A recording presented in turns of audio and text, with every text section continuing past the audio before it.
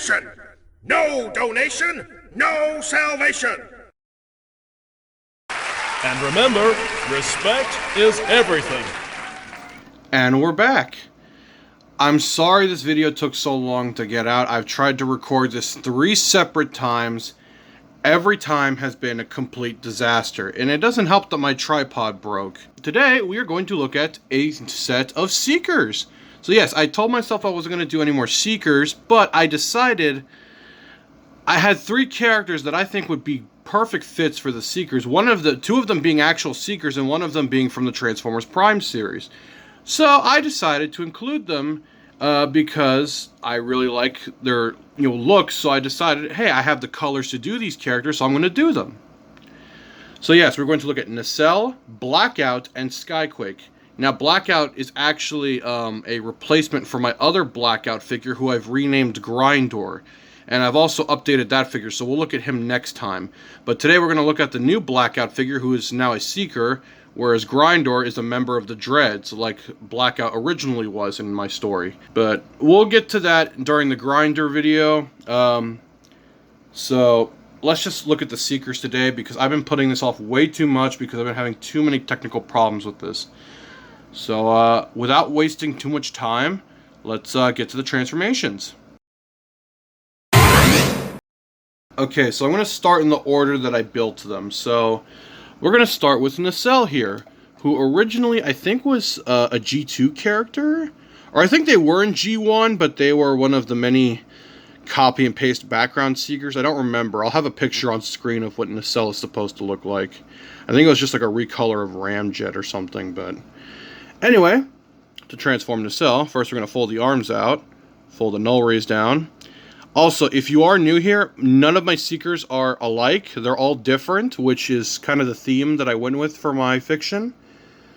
So, if you are new here, keep in mind, none of my Seekers are exactly the same. They have the same styles of transformation, but jet mode-wise and even robot mode-wise, they're all different. It's meant to give them character and make them a little more unique than the original G1 Seekers, which were all just literally recolors.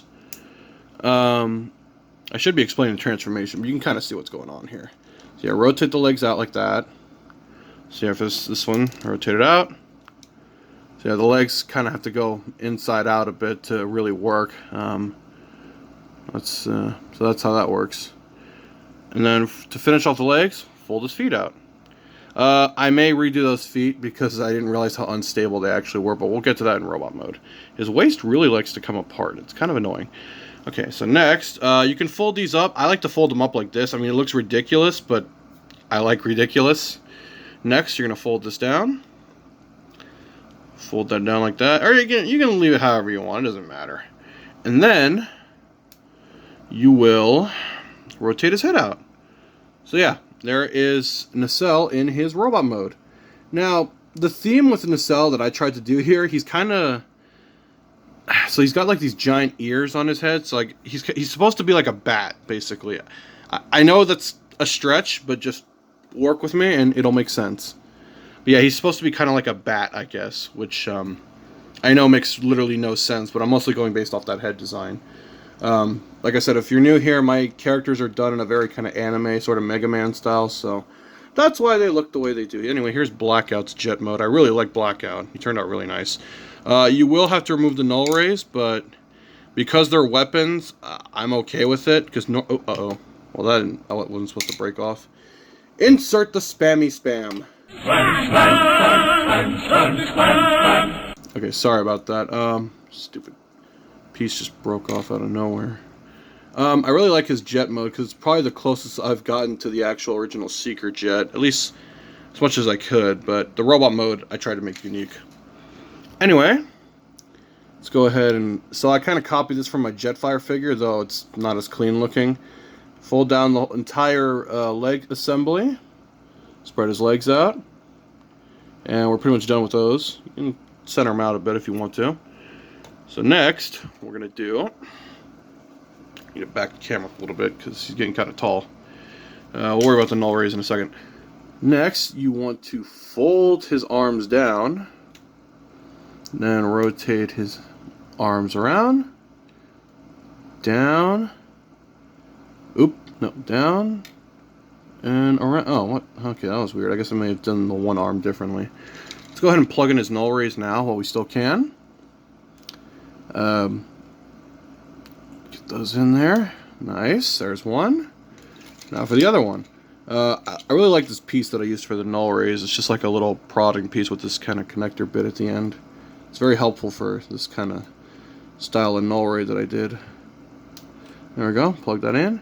Then you will fold the wings down like that. So that's kind of where his design differs from the others, which I'm cool with. I mean, I like my Seekers to be different because in my story, the Seekers, they are basically the main Decepticon like soldier unit, but they're all different because I think it gives them a lot more character than just simple recolors. But again, that's just me, and this only really applies to my fiction only, which for those who don't know, I like to do a lot of writing and stuff, so I don't know if I'll ever publish it because oh.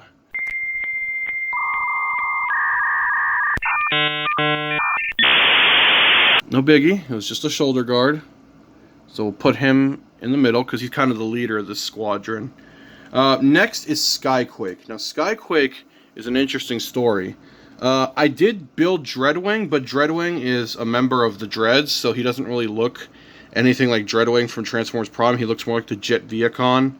It is what it is. But I made Skyquake a little more loyal to his source material. So anyway, let's go ahead and fold that down. He actually has two clips, so his is a little more secure. You can fold these back if you want to. Fold the legs forward. Then you'll want to fold his arms down. And then... yeah, okay, I'm doing this right. Sorry, I haven't touched these guys in, like, weeks because freaking the review was just a disaster. The last one I tried to do anyway. Because just... I've been wanting to review these guys, just technical problems like crazy. But anyway, go ahead and fold his fingers out. I'm trying to be careful here because I don't want anything to pop off like the last video. Because, like I said, just trust me, the original reviews I did for these three was terrible. Just stuff kept breaking, cameras falling over, disasters left and right. My neighbor's getting mad at me for screaming and cursing like crazy. I'm just kidding. That didn't actually happen. Although I did get really upset because things just kept going wrong and it was starting to piss me off. I couldn't really give him wrist because it would have made his arms way too huge. So naturally he's kind of got gorilla arms, which is fine. He kind of has a bit of a very stocky sort of, I guess, very beastie aesthetic, if that makes sense. So there's Skyquake. Instead of null rays, I gave him weapons that are more reminiscent of Dreadwing's weapons. So let's start with that big giant minigun of doom he had in Transformers Prime. Put his thumb over that, and then he can kind of grab it with his other hand.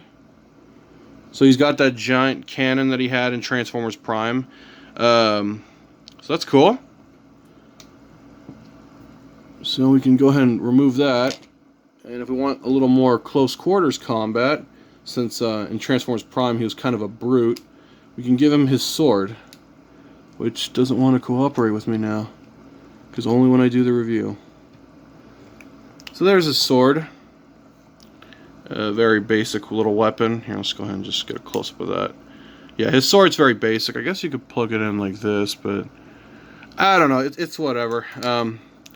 Yeah, Skyquake actually does play a bit of an important role in my story because him and Starscream kind of beef a lot over who's commanding the Seekers and things like that. A lot of crazy stuff happens in my story, but sadly I'm not a very good artist. But I'm working on it, so I can't really demonstrate a lot of my fiction.